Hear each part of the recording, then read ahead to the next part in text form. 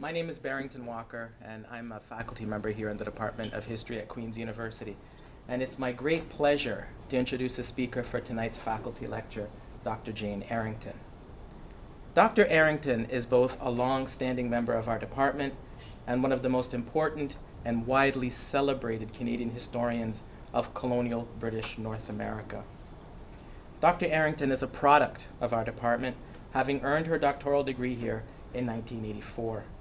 She is one in a long list of impressive line of elite scholars who have taught at Queen's University and who have placed our department amongst the top 2 or 3 departments in the country for the advanced study, research, and publication in Canadian history.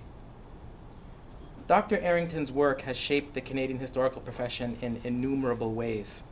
Her books are widely cited in the historical literature and appear on course syllabi, comprehensive examination reading lists throughout the country. Works such as The Lion, the Eagle in Upper Canada, which was newly released in 2012 and winner of the Albert B. Corey Prize, jointly awarded by the AHA and the CHA. Wives and Mothers, School Mistresses and Scullery Maids, Working Women in Upper Canada, which was published in 1995 and winner of the J.J. Talman Award awarded by the Ontario Historical Society. And Emigrant Worlds and Transatlantic Communities, published in 2007, and the winner of the Joseph Brant Award in 2008 for the best book from 2005 to 2007 in Ontario's multicultural history from the Ontario Historical Society, are her most important and influential works. Dr. Errington has also published numerous influential articles, too numerous for me to mention here, and articles, edited collections, and conference proceedings. Dr. Errington has always impressed me as a highly productive scholar, a very generous scholar, and anyone can attest to that who knows Jane, who was also deeply committed to teaching, supervision, and mentoring the next generation of scholars. She is also the winner of awards for both classroom teaching and graduate supervision. And her many students, I am sure, can attest to the lasting influence she has had on their lives and on their careers, whether inside or outside of the academy. And I haven't even mentioned your career as a university administrator on top of your many impressive scholarly accomplishments. The title of this evening's lecture is A National Experiment, the Military College and Making Canadian Imperial Gentlemen. Please join me in welcoming Dr. Jane Errington.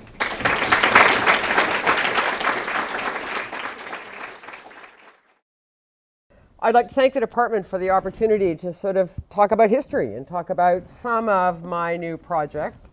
It's a project that began about 5 years ago. Jim, did it? About 5 years ago? By the way, I'd like to thank them. We've got some RMC folks here, and I'd like to thank them very much for coming out. I wasn't sure they could make it, or in fact would appear, and so thank you. I appreciate that. And for them, some of this, they will have heard some of this, I suspect, or at least know of some of this. It's a project that began about 5 years ago, and then I became Dean of Arts, and it sort of went into abeyance. As those of you who've done administration know, it tends to eat time more than anything else. And I sort of rejuvenated it about 1.5 years ago, and tonight is part of the product of that. And I want to start in 1874, when the newly elected government introduced a bill to establish a military college. This new national institution, they said, and as the Minister of Militia explicitly explained, would combine, quote, in accordance with the requirements of the country, a school of higher learning modeled on the example of West Point, with an establishment that would instill among its students the values and cultures of the best schools of their kind in Great Britain. And he was talking about Woolwich and Sandhurst.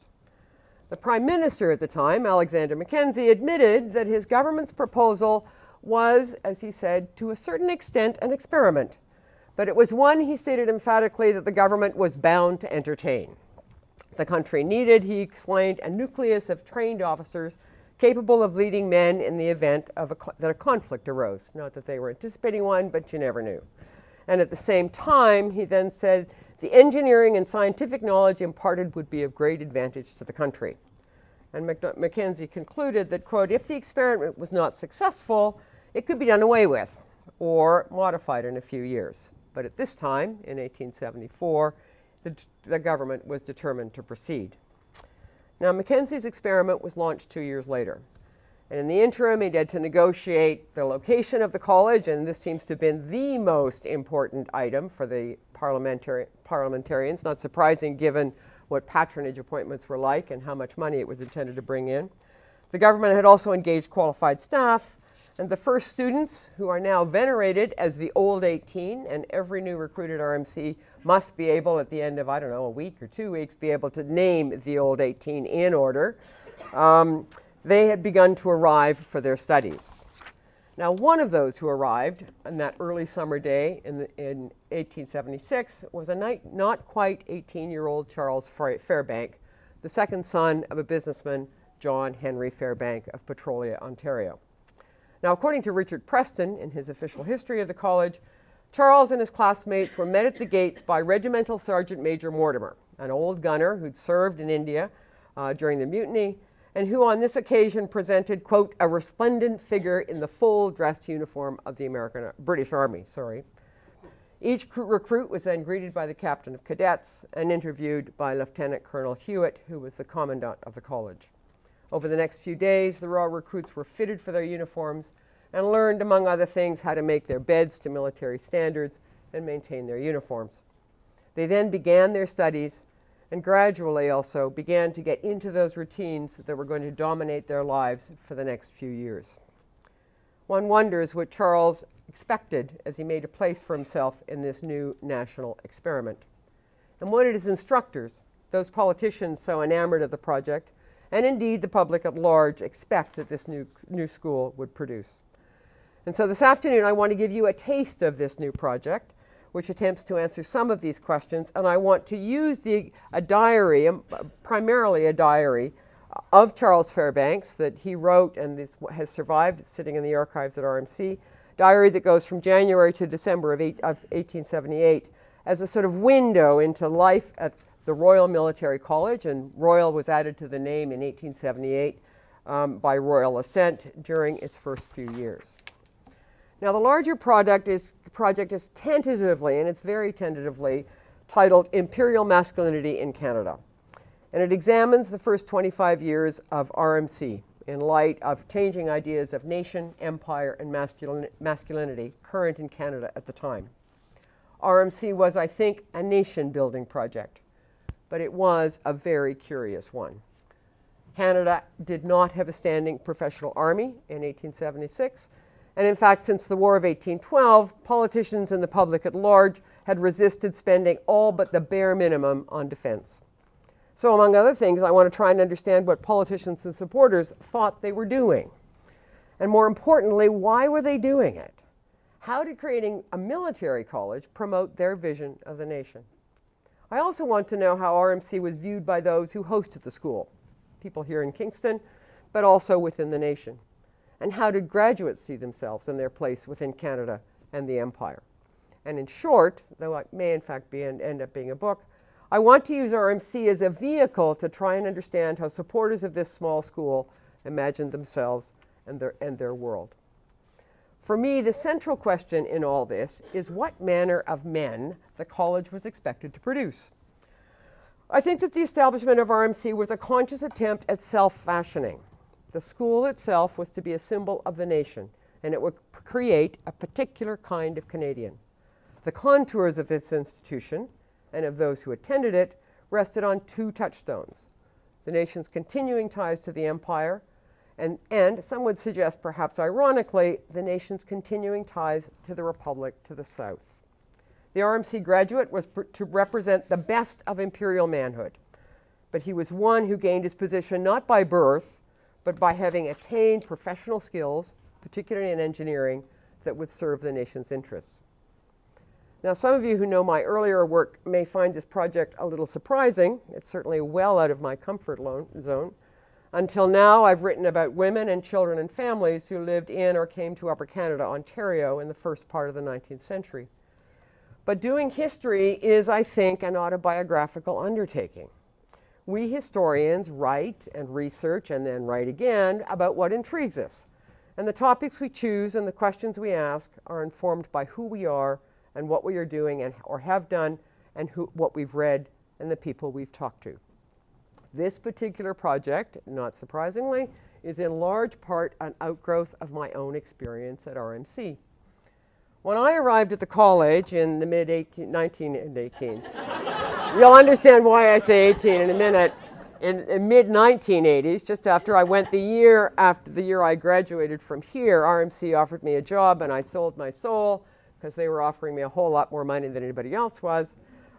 I was intrigued when I got there and often astounded and in fact sometimes quite horrified by this world that was definitely and systematically masculine and that ascribed to what seemed to me to be at least almost a 19th century sensibilities about appropriate gender roles. I was single, I was female, I didn't have a husband. I mean, there were all sorts of things that every so often became a bit startling. Now, my very early attempts to understand what was, and I think sometimes still is, a foreign land led me to the rich literature on the history of gender, war, and society. And then in the last while, my own work has been increasingly influenced by what we would call the new imperial history. And my graduate students and I explore now how North American colonial identities of the 17th, 18th, and early 19th centuries were shaped and themselves shaped the metropoles of which they were part. There is no question that this current work really does take me out of my comfort zone. I have done more reading in the last 2 or 3 years than I have done in a long time. Very intensive reading, most of which I've forgotten. And yet it's a world that I believe has its roots in the mid-19th century. So it's actually not so far away from where I thought it was. And although many have considered this is part of a national period, for me it's also a continuation of a colonial experience, culturally, socially, and intellectually. Now back to Charles Fairbanks and what his experiences can tell us about RMC and the larger assumptions that underlay his world. Now, when he first arrived in Kingston in that summer of 1876, it was not a particularly auspicious time to start a military college. 1876 was in the middle of a period often considered by political and national historians as but a brief and, most would argue, rather dull interruption of that great nation-building endeavors of John A. Macdonald. The country was in the middle of a major economic depression, funds were tight, and the government in Ottawa, led by Mackenzie, was preoccupied with consolidating the nation and its books. Mackenzie had been elected 2 years earlier on a platform that, among other things, promised to reform government and curtail excessive spending. And as you know, he also was the inheritor of a major political scandal with John A. Macdonald. But this was in 1876, was also a time when, as many historians have argued, Canada was becoming modern and ascribing to a new liberal order. Urbanization and industrialization and exploitation of natural resources was just beginning to change the face of the nation, and many were excited by the possibilities for the future. Canadians were still predominantly a rural people, but increasingly Canadian cities were homes to what we would call a distinctive working class, and at the same time an emerging middle class was consciously promoting values that fit this new economic order, including the need for an educated citizenry. And it must be remembered that Canada was also really only a decade old, and many were asking what it meant to be a Canadian. The particular circumstances of the 1870s still beg the question of why Mackenzie's government chose to establish a military college. And there's no question there were a few who actually argued that any nation worth its salt had a military college. It had men who could go out and fight for it, even if they didn't have the means to do this. Most, in fact, however, objected to spending money, as one member of Parliament scathingly put it, to enable a few men or boys to play soldiers. Most who supported the establishment, however, pointed out that playing at soldiers was only one, and perhaps not the most important skill that students would acquire. In this young nation, there were roads to be built, ships to be launched, precious metals to be exploited, and businesses to be established and run. Folks, there are a few seats still here, if you would like. Jim, do you want to come? And at West Point, it was noted at the time, and noted again and again, produced, quote, the best engineers in the country. And as one government minister explained, even though it was likely that not all, in fact, or even most graduates of a Canadian military college would find or be suited to a career in the military, quote, "It might be safely asserted that the several industries in the Dominion would absorb their services in the advancement of civil pursuits." And he then continued, "The scientific knowledge and habits of discipline which would be acquired at such a school would naturally fit them for various branches of civil government." Even RMC's new commandant acknowledged in his annual reports that the college provides a body of young men carefully and highly trained, intellectually and physically, not only with such military education and habits of order, obedience, and command as is requisite to qualify them to become thoroughly practical scientific officers, and he then underlined the rest of this, but also to fit them equally for any civil business or profession, public or private. Thus, from the beginning, I think, the world that Charles Fairbank entered in June of 1876 had a number of purposes. The military college was a national undertaking. It would create, quote, "a highly educated and scientific class of gentlemen," and at the same time, the college in its form consciously intended to reflect Canada's colonial imperial roots and continuing ties to the empire. Unlike those who attended one of the many universities in the Maritimes, or Quebec, or Ontario, Queens, for example, gentlemen cadets would acquire the attributes of a British officer, and they would be equally at home in Canada and in the Empire. Now, one of the key questions that supporters of the college had to answer was who would be a suitable candidate. One member of the government stated in 1876 that the college, to be a success, must attract young men of character and standing and talent. Mackenzie himself stated that it was to be open to, quote, "all classes of men," and he commented in 1875 that all they had to know was the 3 R's. In reality, however, entrance requirements were very restrictive, and RMC became a very exclusive club. Candidates had to be of British subjects, to be between 15 and 20 years old, had to pass an entrance exam that many considered was unduly difficult, and for a number was an unsurmountable obstacle. And we have records that some of them at least are taking the exam 2 and 3 times and not passing at all, in good physical health, and be able to afford the fees. Charles Fairbank was a most suitable candidate. He came from the right kind of family, he was the right age, and he already embodied, apparently, many of those characteristics that would form the basis of an imperial gentleman. He also embodied that unspoken or common sense criteria. He was white and he was male. Charles was the second son of a well-heeled businessman in Petrolia. His father had immigrated to what was then Upper Canada in 1831, and by the time Charles arrived in Kingston, John Henry, his father, had built a thriving business in the new oil industry, was a proprietor of a large hardware store that supplied his own and others' wells and refineries, had become a local luminary in the region's civic life, and was a staunch supporter of the Federal Liberal Party. He would later go on to win a federal seat in 1882 and served in Parliament for the next 5 years. The family were also members of the local Anglican Church, and Charles and his father quite regularly attended church when Charles was home on holidays, or at least he did in 1878. The Fairbanks were among those who historian Andrew Holman has characterized as middle class. John Henry was a self-made man who worked for a living. At the same time, he and his family are part of a local gentry, and just after Charles finished RMC, his father built a large house that reflected the family's status. Certainly, the family could afford the $200 tuition for Charles to attend RMC, and that's annually. And Charles periodically noted in his diary receiving money from his father and mother, $25 quite regularly, usually once a month. And then occasionally, I have a sense this is probably as a result of begging letters, $1 or $2 or $10. Presumably to cover the cost of his uniforms, his entertainment in Kingston, and other expenses that he might have. John Henry, you've got to remember, could have sent his son to a civilian university in either Canada or the United States, or perhaps even Great Britain, to learn a profession and gain the skills and deportment to enable him to succeed in the adult world. My sense is, and I don't know this, that RMC offered the Fairbanks an opportunity to rise above middle class status and to be linked to a distinct identity.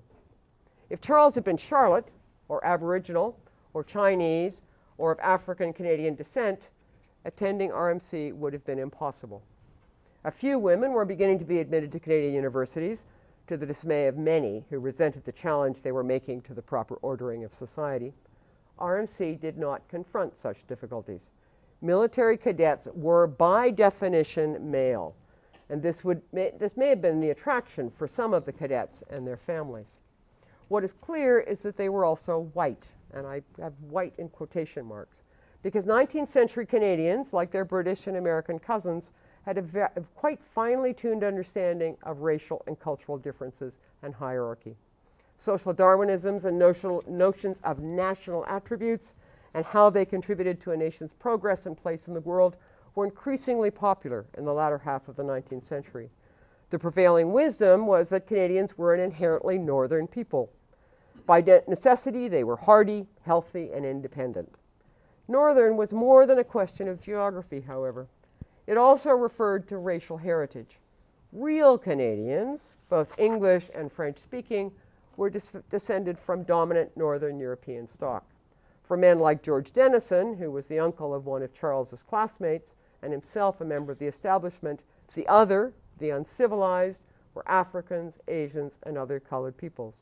Even Southern and Eastern Europeans did not have the requisite racial heritage to become real Canadians. Charles and his classmates undoubtedly took their whiteness for granted. I found only one explicit reference to the other in a published account of a student trip to Montreal, Quebec, and Halifax that happened in 1880, just after Charles's class graduated. At one point, as the group passed the time on the train in the smoking car, the author of this account described how quite, quote, "we enjoyed ourselves in a great number of old college songs and choruses, from love ditties to nigger hymns." But students at RMC were well aware that some peoples and nations were civilized and many others were not. The majority of the Anglo-Saxon race was, the superiority of the Anglo-Saxon race was reflected in class lessons at RMC, where texts and undoubtedly class discussion about military administration, about military law, and other core subjects made frequent references to the differences of working and fighting in a civilized country, usually European or American, and an uncivilized one, like Afghanistan or parts of Africa or India. Being Canadian was by definition for these men being civilized, which was, in context, being white. RMC's unspoken assumption about who was best suited to attend the institution was much more than a question of color, however. Despite politicians' assertions that this was a national institution and they sought candidates from across the nation, including Quebec, it was in fact an English institution. Entrance requirements presumed a proficiency in English, and all instruction was in English. Questions were raised in the House of Commons and in the press about the bars this raised to Francophone candidates. In language that echoes very contemporary concerns, and when I arrived at RMC was still an issue, one MP from Quebec vehemently argued that, quote, soldiers needed to be led by officers who spoke their own language. But as the Commandant reported in 1878, Charles Fairbanks's class had only a limited acquaintance with French. Moreover, it was assumed that most of the appropriate instructional material was in English, and most often cadets were presented with English and American examples to illustrate particular principles. Use of the Queen's English was also indicative of the underlying cultural assumptions embedded in the new institution. With the exception of Professor Ferguson, in 1876, all the instructors and staff at the college were British-born and were themselves a product of training steeped in an imperial world. The regimes that they established and the models they presented to the students reflected those of an officer class that had grown up during the time of Crimea and the dawning of a new imperial age. They all shared a belief in the relatively new American idea of an educated officer class, which was unusual, particularly for Hewitt, instead of one that rested on patronage and the purchase of commissions. At the same time, they did accept without question that being an officer and a gentleman had definite class and racial and cultural connotations. Clearly, RMC was intended to produce a particular kind of man who espoused a particular kind of masculinity. This was to be different from that of bank clerks or graduates of a civilian university or even professional engineers and certainly of self-taught businessmen. And this particular image, I think, of the RMC man was multifaceted. One historian has noted that British officers of the period were expected to, quote, act in accordance with the norms of gentlemanly behavior, including an emphasis on honor, integrity, and courage, a capacity for generosity and unselfishness, and a conformity with the etiquette, dress, and deportment of persons in polite society. But I think you've got to remember that most students at RMC did not come from what this historian, when he meant polite society, he meant an almost aristocratic society. Most of those who go to RMC are members of an emerging middle class that, as Andrew Holman has persuasively argued, placed a premium on a cultivated man and who was educated, self-disciplined, and morally upright. At the same time, as Anthony Rotundo and others have noted, the American middle class was beginning to embrace the notion of rugged masculinity that admired martial skills and the importance of courage and self-sacrifice and self-discipline.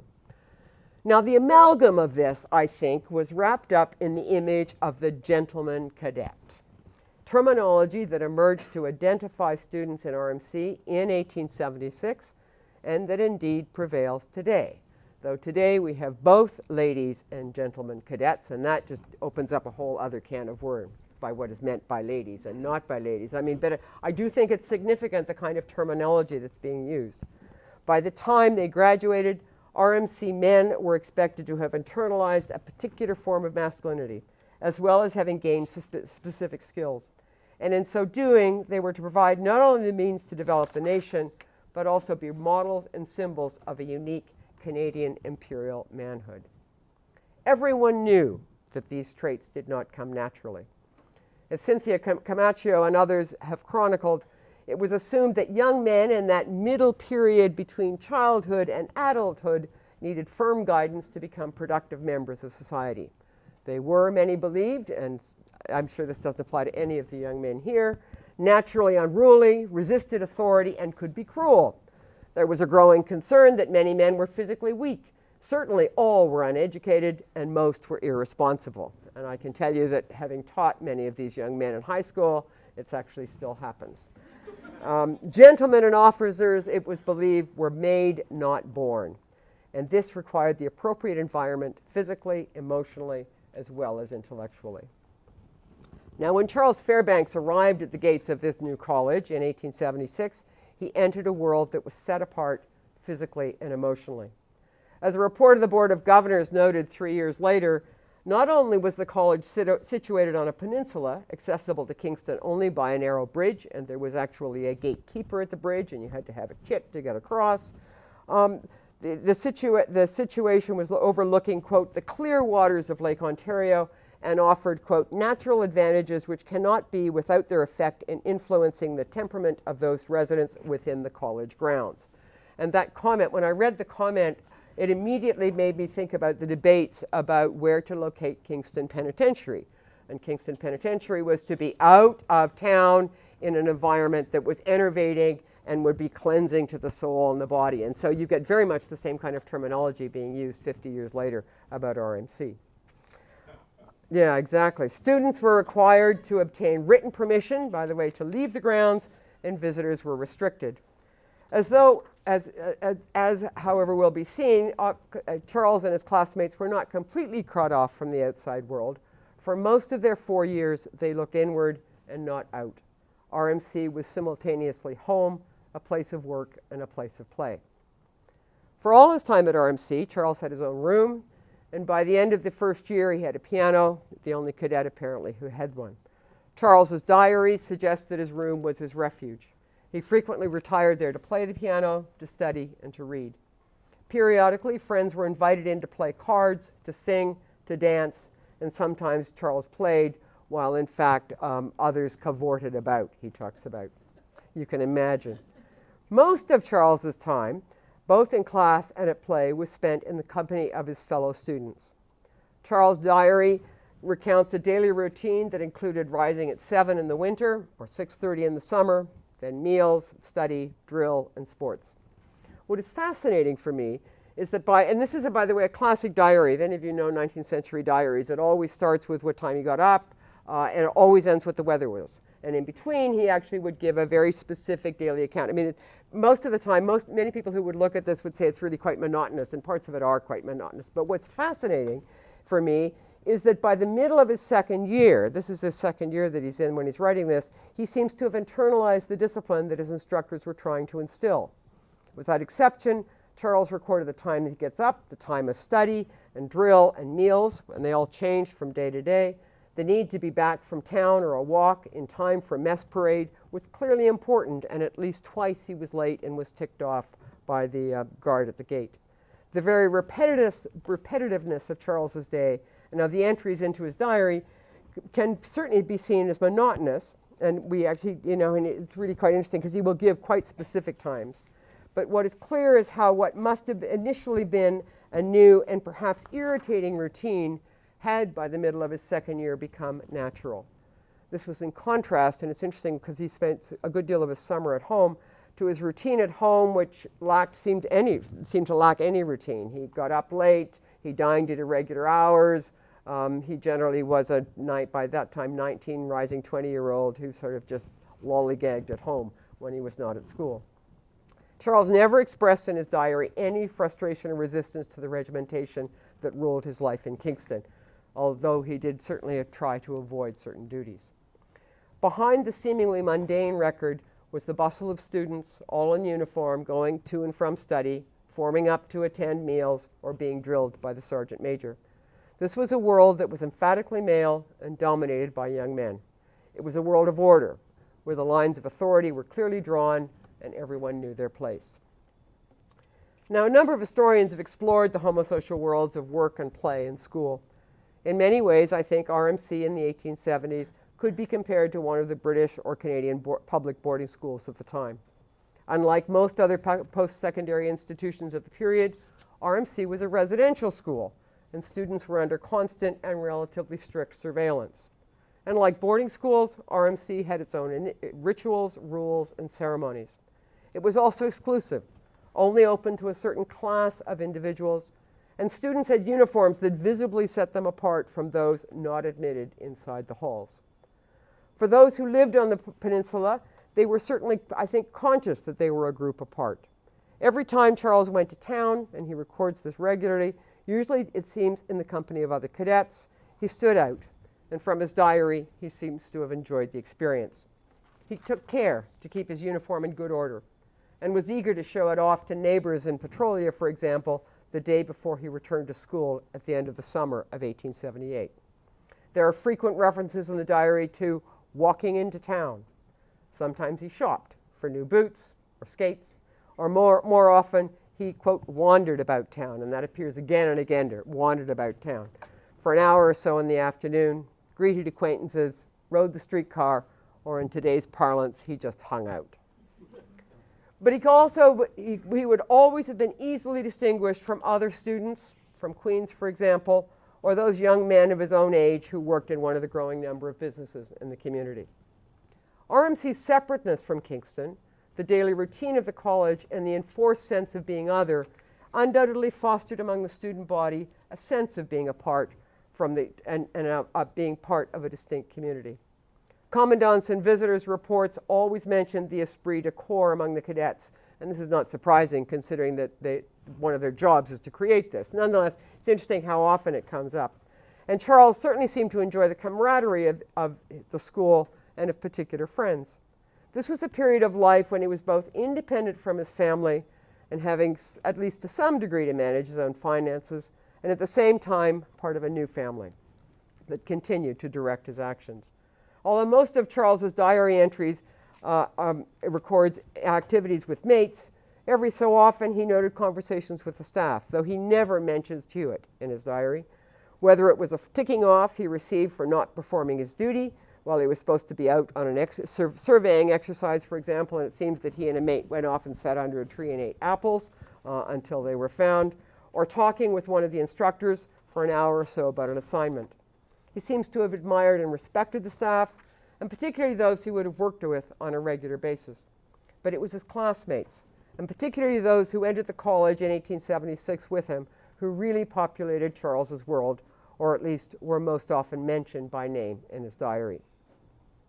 Now, I have much more work to do to try and untangle the academic part of Charles's time at RMC. Like the curriculum at West Point, Students attended at least 2 classes a day, Monday to Saturday, noon. Wednesday afternoon they were free. And when I went to RMC, that was still the routine. We had classes every day, 6 days a week, but you had Wednesday afternoon, which was sports, and you went till lunchtime on Saturday. Interesting, and that ended how long ago? Doug, how long ago did that last? Yeah, 10 or 15 years ago, really quite a long time ago. It's very, and that, by the way, is a classic public school sort of schedule that would work in there.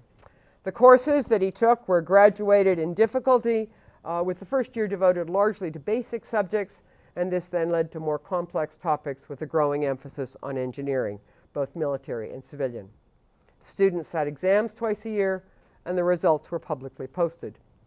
Charles seems to have been a good, although certainly not a top student, and he appreciated, although may not have enjoyed, we really don't know, the need to succeed at his studies.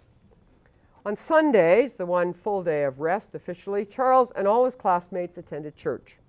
Everyone formed up at 10:30 and marched into Kingston. Most of the cadets attended St. George's, the local Anglican church. Those so inclined, and there were only a few, went to the local Catholic church. Charles often took communion, and this he noted in his diary. He also frequently attended evening service, either alone or in the company of 1 or 2 other friends. Part of the appeal of evensong, I think, was that it offered him the opportunity to meet local families, and particularly young ladies, who he sometimes walked home before returning to school.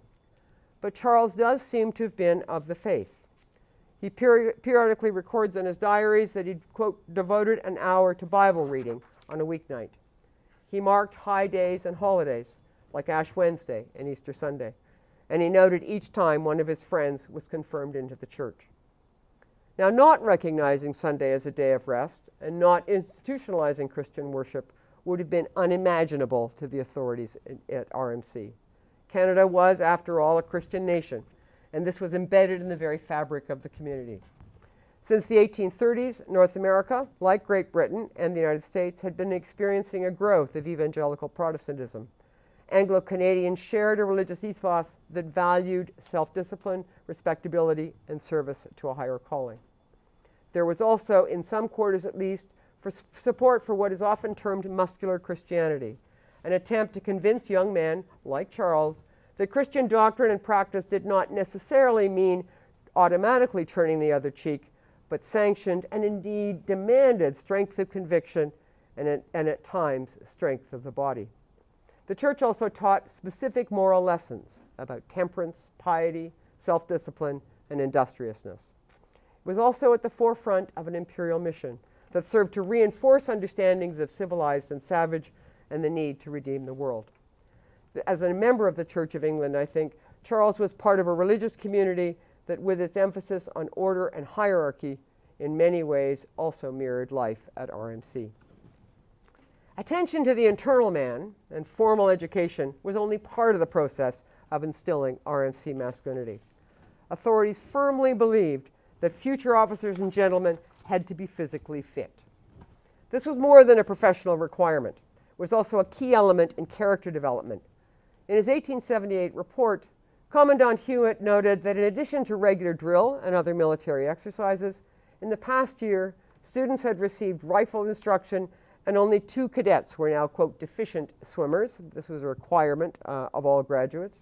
He continued, quote, the provision of an excellent temporary gymnasium, of a cricket ground, and a boat for rowing and sailing have been of great assistance to me in my endeavors to encourage among the cadets manly physical exercise during their few leisure hours.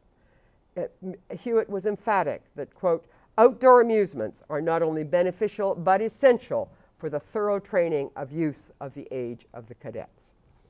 Now, throughout 1878, we know that Charles took advantage of all RMC had to offer in the way of sports. He played lawn tennis, he swam, he sailed, he went to the gymnasium, and he skated. Rarely did a day go by when he did not record some physical activity outside the prescribed curriculum. When at a loss, or with only a little time, he went for a walk to the gate and back a number of times, or up to Fort Henry, or to Berryfield. And in many, although by no means all of these activities, he was alone.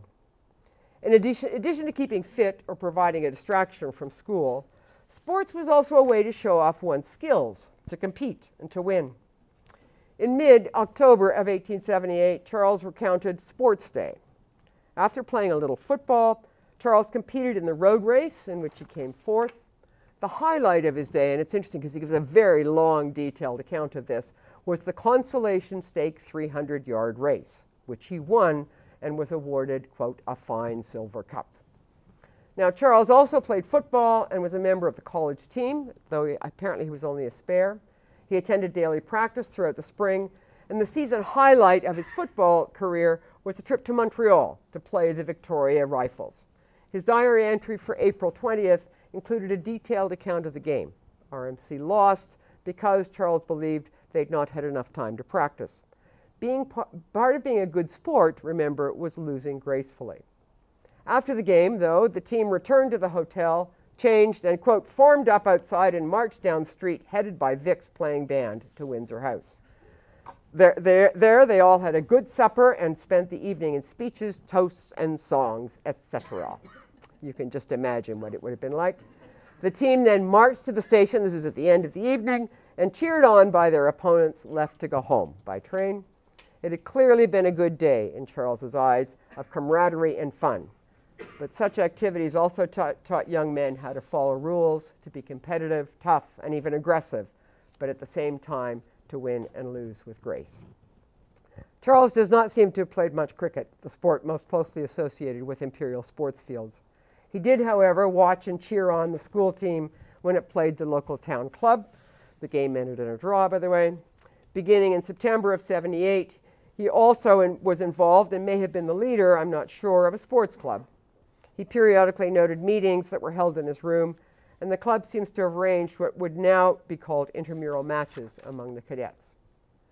Now, a number of scholars have written at some length about the importance of community leaders and educators ascribed to organized sports, particularly for boys and young men. Teamwork, team sports, was another one of those activities in which gender mattered and was shaped. As Mark Moss has written, sports during this period had a rational purpose and a specific goal. At RMC and at other schools, sport was considered one of the essential ways to foster Christian morality, physical fitness, and a manly character. British and Canadian private schools had for middle class boys consciously ascribed to the importance of teamwork, of discipline and self-denial, of courage and virility. Implicitly, the embrace of sporting ethic also emphasized the importance of victory, but always within an established rules of conduct. One of the questions that emerges from all of this that I've just been talking about is whether or not any of the values that I've ascribed to imperial masculinity were really internalized and had any lasting effect on Charles. And I think at this point it's still very hard to say. The Commandant, however, certainly thought that the experiment was successful. Even at the end of the first year of these first cadets, so this is at the end of 1877 or middle of 1877, he was gratified, and he said in his report that cadets, quote, would return home having acquired very materially improved education and habits of mind and body, which would benefit not only them, but also their country. And although at the end only 14 cadets were in that first graduating class, 4 had not made it, 1 actually had left, 1 was ill, and 2 failed out, he reported to the House of Commons that the college was proud of the character of the graduates and of their conduct as a whole.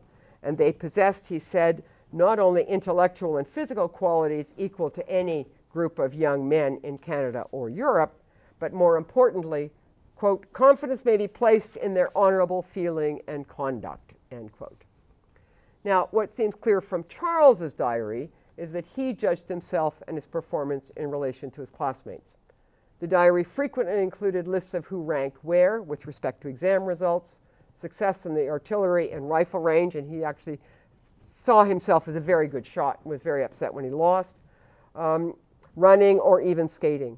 He also noted when he was promoted to corporal, for example, or was in charge of the defaulters parade. In this man's military world, such distinctions were marks of one's ability to compete and to succeed.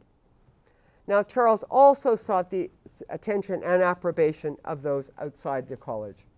This was particularly apparent in Charles' relationships with a number of young ladies in Kingston. RMC was not only exclusively male club, it was also decidedly heterosexual.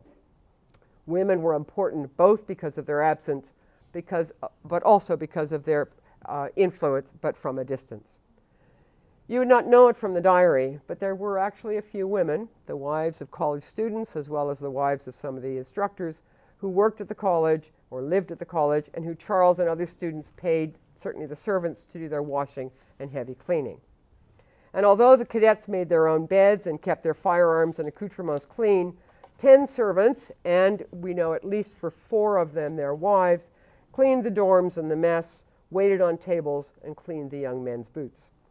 As the visitors concluded, quote, the general tenor of arrangements for internal economy, and they're referring to the servants, are of such nature as to foster a gentlemanly tone of feeling among the cadets. I bet it did when they didn't have to do a lot of their own cleaning.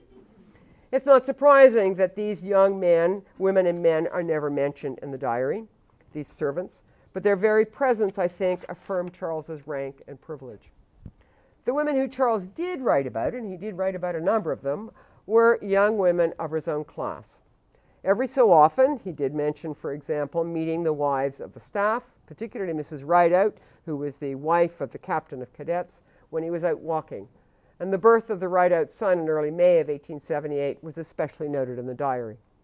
It was the young ladies in town, however, who received the most attention. Now, the school periodically hosted balls and parties at which young ladies were invited. After the half-yearly exams in January 1878, for example, RMC had a prize day and a dance. The cadets paraded in marching order to the drill shed at the garrison, watched by, quote, the ladies and gentlemen. And then, after returning to school, the dining room was transformed apparently into a ballroom. Quote, I had a very good time. I had 11 dances. At the end of February, a month later, in 1878, Charles and 7 other cadets attended the local bachelor ball. They arrived early and got lots of good dances, he says. During the evening, he also, quote, got introductions to several young ladies and had a very good time. He did not get back to the college until 1:20 the following morning and was late and had to sneak in. I don't quite know how he did that, but anyway. The October sports day ended with Charles taking tea with 3 young ladies who were part of a large crowd who'd come out to watch. Later that evening, he and a friend went to Dr. Yates, who was the surgeon for the school, for a little dance, played, and left at 10:25. At the end of the football game with the Vicks, because there was a home game, a return game, Charles, quote, devoted part of his time to some of the many ladies who were watching the game. Now, whether it was at formal parties, sporting events, or having young ladies in the crowd as the cadets paraded through town, their presence and admiration, I think, seems to have been of considerable importance to Charles and undoubtedly to his classmates. But much of Charles's interaction with young ladies in Kingston was outside the college and was less formal. The cadets were undoubtedly in some demand from local families, and by the time he'd returned to Kingston in January of 1878, Charles had obviously made the acquaintance of a number of local residents. Some of these he had met at church, and this then led to other introductions. Charles received invitations to dinner parties and to the opera and to tea. When at the garden party at Rockwood Asylum in early fall 1878, for example, he met lots of ladies he knew and walked with them around the grounds. On Wednesday and Saturday evenings, and sometimes even in the afternoons, Charles visited various families in their homes and danced with daughters and sometimes wives, or played the games or the piano, or just talked. Gentlemen cadets were obviously expected to act with decorum and to have those social graces so crucial to their status. 2 days after the prize day that I was telling you about, Charles notes in his diary, I'm going to a dancing class over in Kingston as a visitor tonight. The gentlemen are all fellow cadets. There's actually no comment as to who the women are. He then wrote that he went not so much to see about learning to dance as to have some fun, as I danced pretty well. I danced several turns and had a middling good time, left at 9, came back to college. Whether Charles was or was not a good dancer, he continued with the weekly lessons for the rest of term. Each Wednesday evening, he dressed in his uniform and went to dancing school and frequently met, quote, new young ladies. Like church, dancing classes were an acceptable way for a young gentleman to meet and socialize with young ladies. One thing I think seems clear, even at this preliminary stage of my research, is that Charles and his schoolmates were welcome additions to the social life of Kingston. They were, after all, eligible young gentlemen, and I suspect their connection to the military, and particularly to the Imperial military world, set them apart from other university students or those who served in the militia. For Charles, his interaction and relationships with Kingston families, and particularly with young ladies, was an important leavening to his life at RMC. At the same time, it also highlighted that he lived in an all-male world, and his status as a gentleman cadet living and working in the tradition of an imperial world was both enhanced and further defined. Now, Charles graduated from RMC in June of 1880. He was by no means at the top of his class, but because 3 higher-ranked cadets declined British commissions, he took the opportunity to serve with the Royal Artillery. Within a couple of years, however, he'd resigned his commission, apparently because of an illness in the family, and it's still unclear, and he returned home. By the end of the 1880s, he'd graduated from medical school at Columbia, New York, and had returned home and worked part-time for the firm with his father and brother. Like his father, Charles became actively involved in local politics in Petrolia. He served as president of the Ontario Rugby Football Unions for a number of years, and not surprisingly, in 1898, he became major in the 6th Field Artillery in Canada. At age 55, he volunteered for service during the First War and fought in France, and was mustered out in 1918. Charles died in California in 1925, and his body was returned home for burial in the family mausoleum in Petrolia. Now, Charles Fairbanks thought well enough of his time at RMC to consider sending his son there. Whether this was because he doesn't in the end, whether this was because of his memories of the good times with friends, decorously flirting with young ladies over tea, or perhaps it was the education he received while he was there. Whatever it was, it seems to have had an impact. Even before Charles graduated, it seems that Mackenzie's experiment was a success. The visitors reported in December of 1879, quote, one term before Charles graduated, that the Royal Military College has advanced at a rate of progress more than equal to the original hopes of its most sanguine supporters. This was due in part to the visitors believed to the work of the commandant and his superior staff, who had, in the view of the visitors, met the purposes of the college. And they then list these purposes: to give, quote, a high standard of military education, as to make the cadets the equal with officers of any army. And they then said, quote, to give a general, thorough, liberal education. It was hardly liberal as we would understand it, so that each cadet can, quote, not only take his place among cultivated gentlemen, but also with additional technical training be qualified for any particular profession. Despite such accolades, the future of the school was not really secure.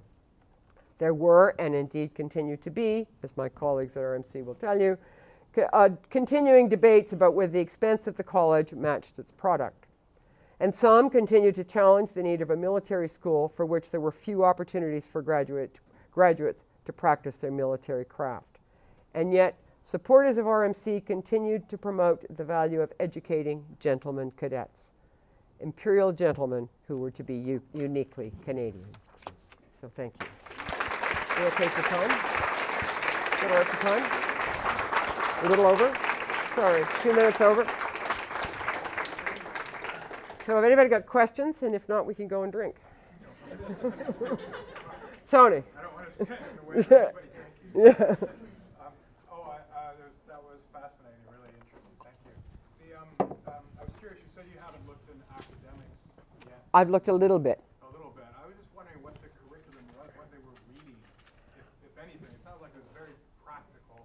Most of it was practical. So they did lots of math, some of it pretty basic math. I've actually got some of the what we would call textbooks that work. So they start off on very basic math, and this every so often the commandant did biannual reports, and I was back looking at it again, and in some cases he talks about how the fact that students didn't know math, a perennial complaint that happens at universities. I know in first year universities they couldn't do the geometry, they couldn't do the the trigonometry and that kind of stuff.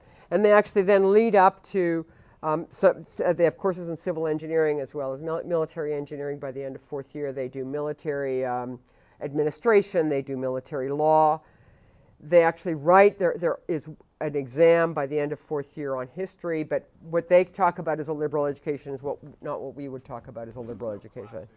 No, and I mean, one of the contexts I want to put this in is this growing, this change that's happening in the Anglo-American world about universities that has happened, I think, in the States before it happens in England, is beginning to happen in Canada. So in Canada we begin, McGill has an engineering school that doesn't last very long in the 1860s. Anybody know more about this than I do? I think it's the 1860s. It only lasts for about 4 years, but we begin to get in civilian schools in Canada, as has happened in the States, engineering becomes something that happens at university. It's no longer just seen as a practical training thing. And you get real huge debates, particularly in North America. And in Britain, it's still very much a classical education. We would understand it. It's somewhat muted in that. But one of the things that, and when I was originally starting this project, I actually only thought about them as imperial gentlemen. But we really do have this concern to make them engineers as well. RMC is an engineering school from the beginning. And I've yet to do the numbers, but most of these folks end up, certainly in the period that I'm looking at, don't end up in the military. Now, some do. I mean, a significant portion do, but not a majority. And they all, I mean, they have this early group, and I was looking at them, and I haven't done all the crunching, but a whole lot of them go into the railways, which is not surprising in Canada. Some of them go into mining. And some of them are, I mean, they're scattered all over the world. One of the concerns when RMC starts is whether these men are going to stay here, because we actually have a drain. Canadian are leaving Canada as a whole in this period to find work somewhere else, and there's a real concern that that's going to happen with these folks as well.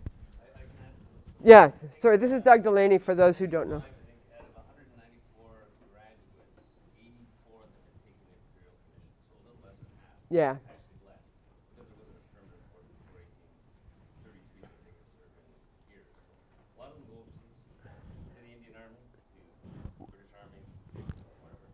And then they leave that, and they'll actually go to other places. So we got folks in Peru, and we got folks all over the place.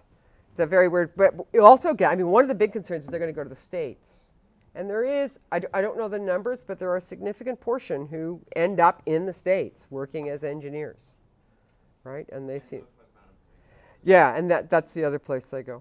I mean, it's just a very interesting group. But you know, Mackenzie talks about later on, he talks about this is sort of one of his pet projects, which is, I mean, it's just a weird project to have in 1876. How were you supposed to become a gentleman? Were you through the discipline? Through the discipline. Through reading history or anything? No, that's not what necessarily a gentleman meant. Professional gentleman is somebody who knows how to comport himself well. Doesn't mean you have to be a good conversationalist. Right? No, but I mean, you're right. It is interesting. Jeff? These were very good boys, weren't they? Well, I don't think they probably were good. Charles doesn't talk a lot about the trouble he gets into, Now, but may we go there? What kinds of transgressions did these young Boy Scouts commit? well, What were the types of institutional safeguards that tried to keep them from the maidens of Kingston? oh, now that I don't know enough about, and What kind of sources might we look at in terms of, say, same-sex preferences at RMC? that we've got to imply rather than that we're not going to find it directly. Well, it seems to me to just sum this up and then get off. Good Boy Scouts, Baden-Powell, transatlantic persuasion, the U.S., Britain, and Canada converging Yeah. in terms of its value system vis-a-vis gender. Yeah, no question, no question. It's exactly what's going on. This is slightly pre-Baden-Powell, right? I mean, that's part of what's interesting about it. RMC made Baden-Powell possible. Well, Baden-Powell wouldn't like to think about it that way, but Jerry. Jane, I wonder if we could shift the focus back a little bit to the intentions of establishing RMC, a military college. I mean, the 1870s was a period of serious unrest in labor. There were some bloody, violent strikes in Montreal. There was serious unrest out west. Confrontations. The Indians and Métis were not happy, and they showed it. The Royal Northwest Mounted Police was formed more or less the same time as RMC was established. I mean, could you comment on what might have been the purposes of establishing a military college in the context of the 1870s that I just mentioned briefly, and the way in which maybe Mackenzie or others in his government or some of the officials who were consulted on establishing this college, not just for amiable young gentlemen, but for a larger purpose that reflected what was already a Canadian tradition of using the military.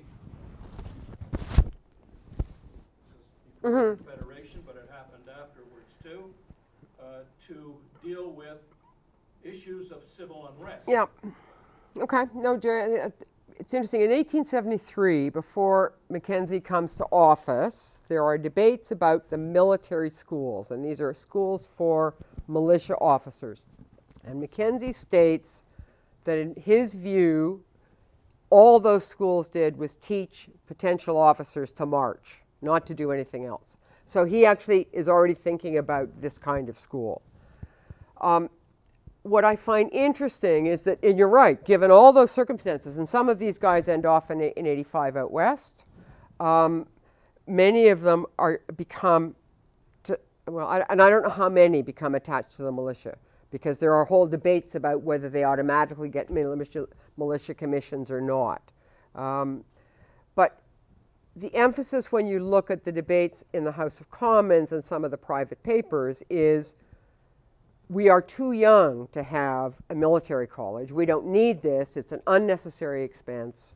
But if they can provide us with engineers, I'm really struck by how, at least at a political level, it gets done through that.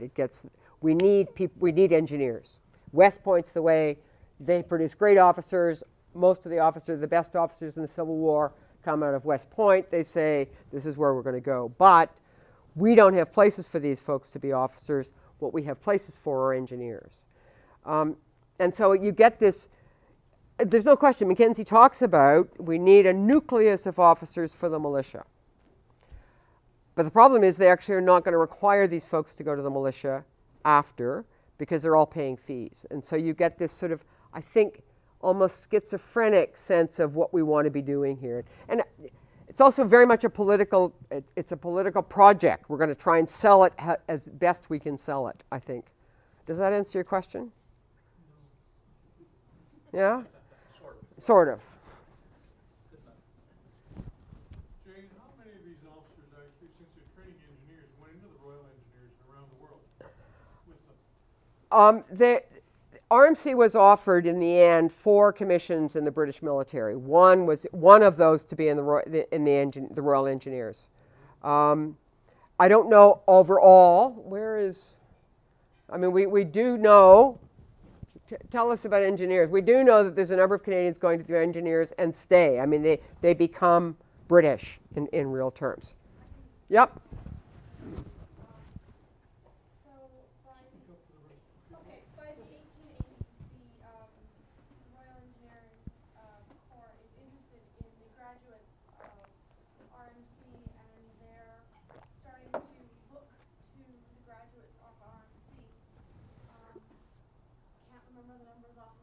Yeah, initially it's 1 a year. after 1880. And then in 85, they open up the number of commissions again. They don't have enough officers. The question is obvious. I mean, you need engineers. They also can go into the artillery. And we did have batteries. We didn't have a standing army, but there were 2 artillery batteries in Canada. So who's going in the artillery and who's going in the engineers? And then you see the rest of them are going out in society, whether they're in the police maybe, or they're even becoming engineers, civil engineers. Yeah, they're becoming civil engineers. Did the Army, did the Imperial Army also have a place for them in the artillery? Yes, yes. So, yes, Yeah. 4 branches. They have 4 of those. From the 18th century on, the brains, anybody with brains, maybe not class, but you were in the engineers, you were in the artillery, you had to be able to do what you were doing. Yeah, the Army, Royal Army, British Army, spoke to, looked for its best and brightest, according to what they thought were the best and brightest. They set up a testing system very early on. The British Yeah. Army lists also tracked RMC graduates by name, by year within the list, whether they took commission or not. They wanted to be able to tap into them if they were at mobilized. Yeah. I want to ask a question first about Mackenzie. Had he been in the military? Had he gone to He, university? he hadn't gone to university. He was in the militia. He'd been in the military. He was in the So militia. he had a certain idea himself of what. Yep. And Sir John A. came back quickly, and when he came back, he had this idea of a national policy. And I was struck by you keep talking about nation building. Did he have any view of? Yeah, I don't think he wasn't in favor of RMC, but I think in the end it was very minor in terms of where certainly initially. And at one point he comes out against RMC, and there's a real debate in the late 1880s as to whether you're going to continue to support this institution. He had very definitely other interests, and I haven't gone far enough, Bob, in all of that. But and we get real resistance in early 1890 politically to continuing to spend money on RMC. But why it goes by the board, I mean, having been outbid at RMC for a number of years, or was at RMC for a number of years, you actually do see this cycle. It comes up again and again and again. And yet somehow, by 1886, Doug, we actually have the equivalent of an RMC club. And these folks, I mean, I think there's a whole other project on how alumni of all institutions both continue to promote the institution. At a place like RMC, I think they're tapping into very specific political allies of both parties, and are being very, very astute in how they do that. And so that there are real concerns about whether it's going to survive, and yet it just sort of keeps ticking along. I mean, it's still seen by many as a national, and as somebody who taught there, it is a national school. In real terms, it's a national school. It's a wonderful place to teach Canadian history because you get kids from all over the place. It's wonderful for that. How deliberate were the efforts to either copy West Point or differentiate themselves from West Point? Do you hear much talk about what they're doing down there at this place, which also looks very similar above the Yeah, it does. It does. They actually know exactly what's going on in West Point in terms of curriculum, and that's one of the things that I want to look at. When there are 2 big reports that are done just before 1874 about military education. One of them, which is in Britain, and one, a guy called Fletcher, brings back a report to the Governor General, who I haven't talked about at all, who's also implicated in all of this, about education at West Point. And so when these folks talk about what's going on at West Point, they actually have a pretty fair idea of what the courses are, how it's set up. One of the things when the Minister of Militia is presenting the bill to the House of Commons, it's really quite fascinating because it's one of these great long-winded speeches. But he ends by talking about the character of those at West Point. And one of the things he talked about, which I haven't got into, is that they don't drink a lot, basically, he's saying. And if they get drunk, they get pitched. And there are, the records say there's then loud applause from the rest of the House of Commons. And so there is this, it's an imperial institution, but it's an imperial institution which has got this this sort of sense that it's got to work in a North American environment, and we don't have an aristocracy, and we don't want that kind of stuff that happens at Woolwich and Sandhurst. And in 1879, there's another scandal at Sandhurst about cheating and all sorts of stuff, and every so often you get people saying, you see, that's not going to happen here. Well, in fact, it does. There's then a major scandal at RMC over various things, but it just is interesting how that works. So they actually, they know a fair bit about what's going on at West Point. That was wonderful, Jane, and so evocative what you could do with the diary in a big context. I want to ask a Kingstonian type question. That bridge and the gatekeeper and the buildings, where was his room and where was the bridge and where was the gate? The bridge was very much where it is now. There are then, I mean, I know a little bit more about the bridge because there is Ferguson, who I mentioned very briefly, is also professor at Queen's. And there is a controversy when you look at the records in can't tell you this exact date. You had to have a ticket to get across the bridge, right? And people who lived at RMC had rights to get across the bridge. Ferguson had a wife and at least 2 daughters who I don't know where they lived, but anyway, the gatekeeper at one point was not going to let them go across the bridge because there was obviously the wife and daughters. At RMC? No, it was at this end.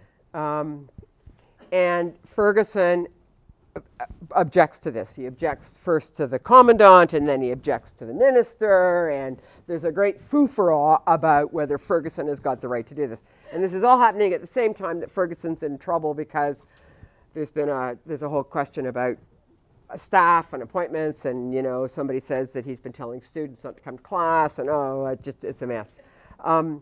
But there's a gatekeeper, and the gatekeeper defends himself by saying the people who can get across the bridge with the chits are those who live at RMC, and Mrs. Ferguson doesn't live at RMC, but Dr. Ferguson says, yes, but my family has rights to go across the bridge. So there's a whole thing about, you talk about restricted access and how you do that. It's really quite interesting.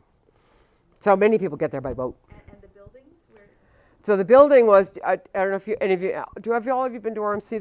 The building that they are using initially is the stone frigate that's still there. Yeah, it's still there. So it was built for the college? No, stone frigate is War of 1812 vintage. And then they build what is Mackenzie building with the clock. Yeah, I mean, we have time for one more question? Okay. You've already had yours, Jim. This isn't, I know, the focus of your research, but given your autobiographical entrance into law, you have to have been wondering all this time, not just how they set it up, but how they've been able to sustain so many of the things that you say haven't changed over, I don't know, 150, I can't do math, but 150 years. And so, does that creep into you and you wonder, like, how did they keep I don't mean this as a fun, but how did they keep it up? It's a very bad pun. How do they keep it up? I think that, and I don't know the answer to all of that, other than until 4 years before I went to RMC, there were no women students at RMC. And I think that is a result of a social, political, cultural assumption that we still have, that by definition, those in uniform are male and heterosexual, and those who are not need to be protected, which are the women and children, right? And so I want you to think about, when you hear news stories now, we talk about victims of war, and we invariably still talk about civilians, and by definition, what pops into your mind are women and children. We still talk about save the women and children, right? That's still very much common sense, even though we know it's not true, right? There are all sorts of people, but we think about, and I think that that's still very much a cultural sensibility. And it's interesting because at RMC the number of women students is down again, and I have no idea why. What's the ratio? It used to be when it was as high as about 24%. It's now down to about 18% and going down. Yeah, yeah. Anyway, we're done. Barrington has given me the high sign. So I'd like to thank you all very much for coming.